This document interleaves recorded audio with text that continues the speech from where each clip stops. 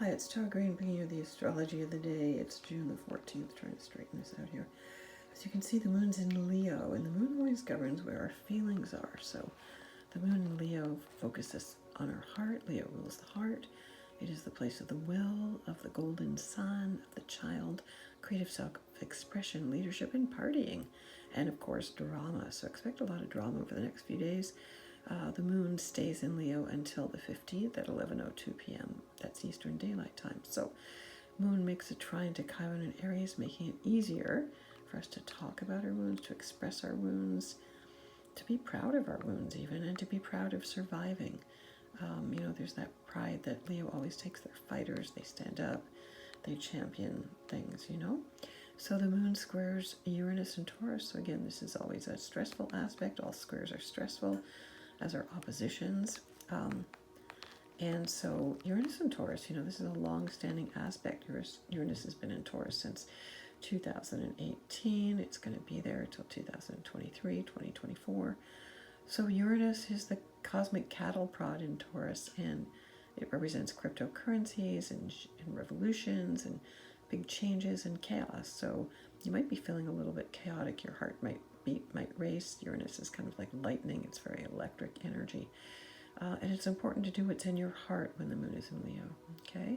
So the moon in Leo opposes Saturn, Aquarius, so that's kind of like a brakes on. Saturn rules Aquarius and Capricorn too, of course, so this is kind of a push me, pull you. Of course, Leo wants to get out there and play and have fun, and Saturn, Aquarius is kind of all cool and detached and wants to look at the big picture first. So wherever Saturn is, Saturn will always test you.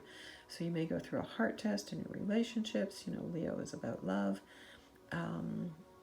And kind of looking at things through a different viewpoint, I would say. Now, the big aspect of today is Saturn. Again, the planet of restrictions, of obstacles, of testing. Saturn is traditionally Father Time. He was the Grim Reaper. He is Satan, actually. And Saturn in Aquarius is about taking the traditional things, the history, but also innovating it. That doesn't mean we flush history down the toilet or that we rewrite it like it's popularly being done. It's just and not to be revisioning it. Whoever gets to write history is the winner, kind of. So we don't want to get rid of history or rewrite it or anything like that. We want to make sure we honor the ancestors, that's Saturn. We want to take what they did and we want to build it. We want to make it the best possible thing we can, okay? But we need to remember history. So Saturn square Uranus and Taurus, again, a very tense, fixed energy. Aquarius and Taurus are fixed energies along with Leo and Scorpio. And so this is the second of these major transits between these two planets. This is the big major aspect in 2021. There'll be another square between these planets later in this year. So should I stay or should I go? Making radical changes. It has to do with cryptocurrency. Saturn would represent legislation or restrictions on cryptocurrency. Well, Uranus and Taurus brings cryptocurrency into the main field. Taurus rules the bull market. It rules the stock market. It was built under the sign of Taurus. That's why it's the bull market, and under the sign of the bear. It has to do with fixed star astrology. But Uranus and Taurus is innovating real estate, radically changing our values, our resources. So it can also be related to climate change and any kind of radical new innovations, inventions, pioneering, the good and the bad and the ugly, okay? So just note this date.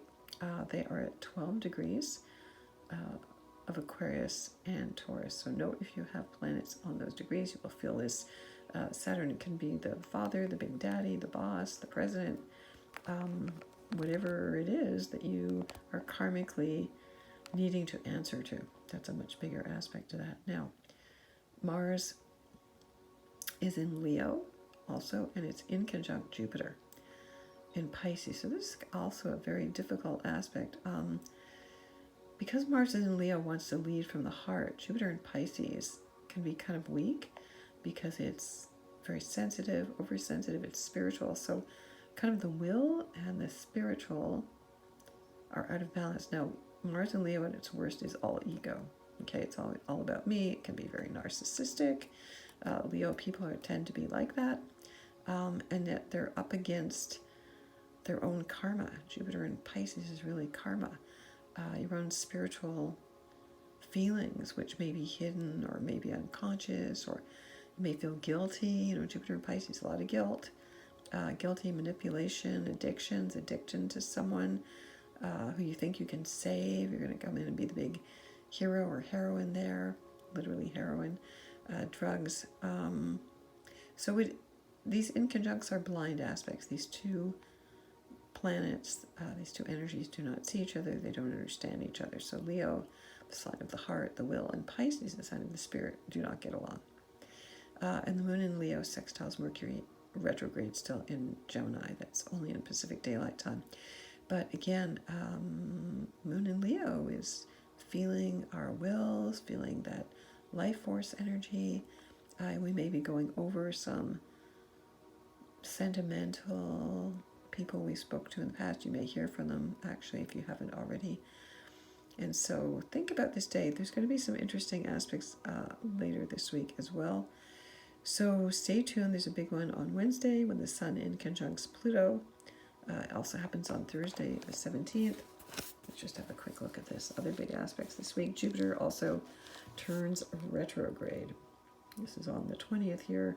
The solstice is coming. Jupiter turns retrograde, and it will backtrack from 2 degrees Pisces back into Aquarius until the end of this year. Again, it's the summer solstice. It's called Litha in Wiccan terms. It's Father's Day as well, so we're going to celebrate the solstice gateway.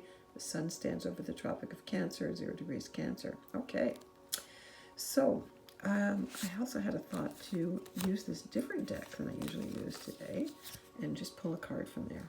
Okay, now this is a copy of the Rohrig Tarot. Let's see if we can see this here. And it's called the Princess of Swords. It's kind of an unusual deck here. She's got, I love the eyes all over the top of her head there. She's got a million third eyes there. Okay. It's a very interesting deck. Okay, she's definitely got her swords out there. All right, so the swords are the mind. So sharpen your mind, open all of your eyes. Who said you only have one? The knight has 1,000 eyes. The peacock is 1,000-eyed being. So open your 1,000 eyes so you can really see what's going on. If you want to get in touch with me, I'm at tarottarot.com. Follow me on my blog at infinitynow.wordpress.com. I'm on TikTok, I'm on Twitter, I'm on Instagram. Inviting you to my next Capricorn full moon astrology magic workshop. I'm going to have that one on June 22nd. Kind of coming in on this on the solstice energy. So join me there. You can get in touch with me on that one through my website as well. Live on Zoom, 7:30 p.m. Eastern Daylight Time. See you then. Blessings.